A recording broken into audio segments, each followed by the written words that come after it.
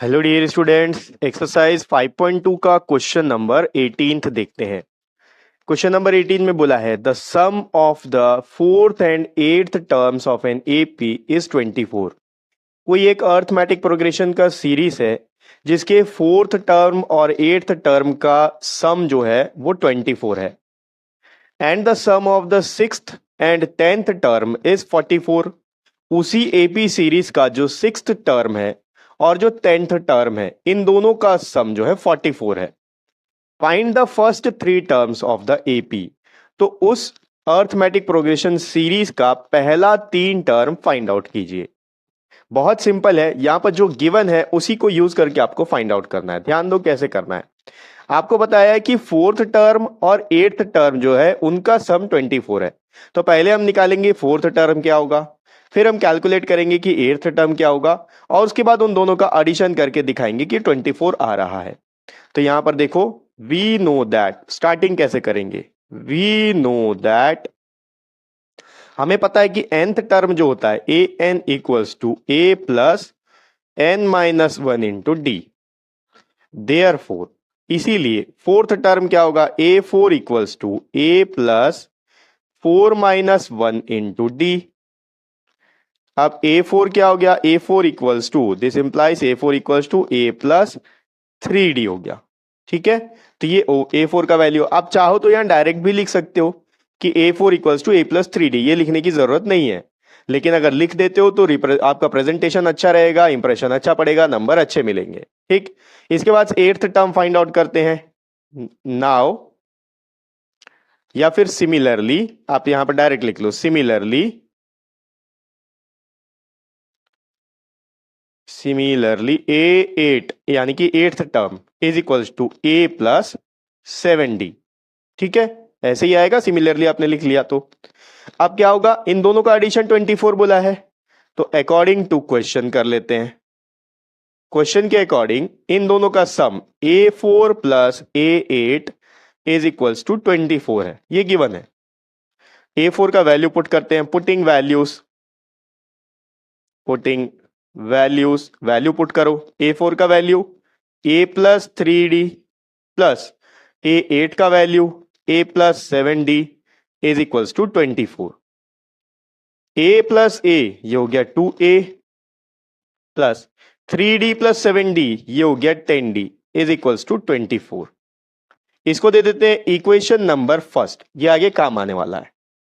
ठीक, इसके बाद में आपको सेम चीज करना है सिक्स्थ और टेंथ टर्म के साथ।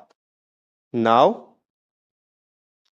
ए सिक्स इज इक्वल्स टू, आप डायरेक्ट लिख सकते हो a plus 5d and a eight is equals to a plus, sorry a eight नहीं, ए टेन है, a ten equals to a plus 9d।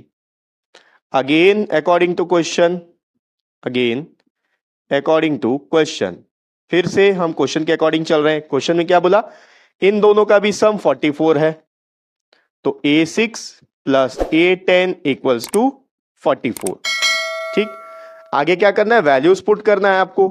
Putting values, a six का value क्या है, a plus 5d plus a ten का value a plus 9d equals to 44। A plus a 2a हो गया plus 5d plus 9d 14d हो गया equals to 44। ये हो गया इक्वेशन नंबर 2। अब इक्वेशन नंबर फर्स्ट और इक्वेशन नंबर सेकंड को हमको सॉल्व करना है यूजिंग एलिमिनेशन मेथड या फिर यूजिंग सब्स्टिट्यूशन मेथड, जो आपको इजी लगे वो कर लो। एलिमिनेशन मेथड का यूज करना बहुत आसान है, क्योंकि यहां भी 2 है, यहां भी 2a है, दोनों कैंसल हो सकते हैं। तो यूजिंग, या फिर आप लिख सकते हो solving equation first and second using, solving equation first and second by elimination method. ठीक है, एलिमिनेशन मेथड का यूज करके इसको सॉल्व करेंगे। तो देखो क्या आएगा, इक्वेशन फर्स्ट क्या दिया है, 2a plus 10d equals to 24। Equation second 2a plus 14d equals to 44। Elimination method में हमको एलिमिनेट करना होता है, यानी कि हटाना होता है। जो सिमिलर चीज है उसको हटा सकते हैं। यहां भी 2a, यहां भी 2a है। अब क्या करेंगे तो हट जाएगा, इसको सब्ट्रैक्ट करेंगे तो हट जाएगा। तो यहां सब्ट्रैक्ट कर लो, यहां साइन लगा लो, माइनस माइनस माइनस, सब्ट्रैक्ट कर लो। क्योंकि जब सब्ट्रैक्शन करते हैं तो नीचे वाले इक्वेशन का जब सभी साइन चेंज हो जाता है। ये 2a से 2a कैंसिल हो गया, ये प्लस वाला ये माइनस वाला।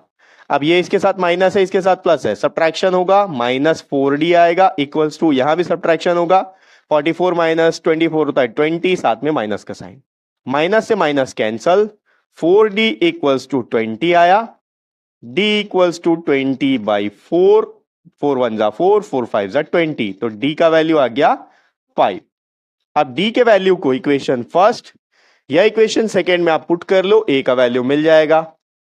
पुट इन इक्वेशन फर्स्ट, मैं फर्स्ट में ही पुट करता हूं।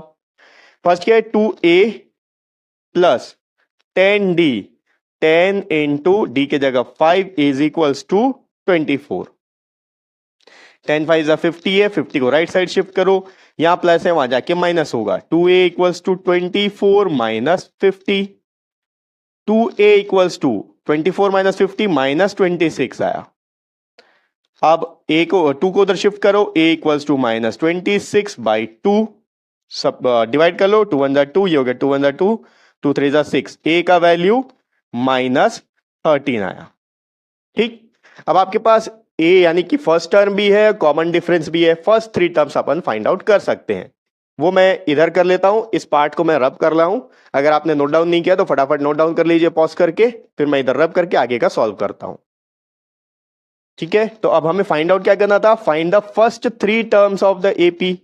तो therefore first 3 terms of the AP are, क्या क्या होंगे, पहला टर्म होता है a, second term a plus d, third term a plus 2d। Values put करते जाओ, a का वैल्यू -13, यहां पर इसको पहले आप चाहो तो अलग से सॉल्व कर लो या डायरेक्ट यहां सॉल्व करके लिख सकते हो। a का वैल्यू देखो -13 है, प्लस d बोला है तो d का वैल्यू +5 है, -13 + 5 सॉल्व करने पर क्या आएगा, जो आएगा आगे लिख लेंगे।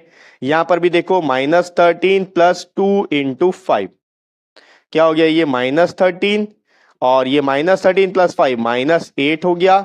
इसको फिर सॉल्व कर लो, -13 + 10 तो -3 आएगा। ठीक, ये आ गया ये फर्स्ट 3 टर्म। ठीक है, तो ये हो गया एक्सरसाइज 5.2 का 18th क्वेश्चन। नेक्स्ट वीडियो में अपन इसका अगला क्वेश्चन देखेंगे और नेक्स्ट वीडियो का लिंक आपको इसी वीडियो के डिस्क्रिप्शन बॉक्स में मिल जाएगा।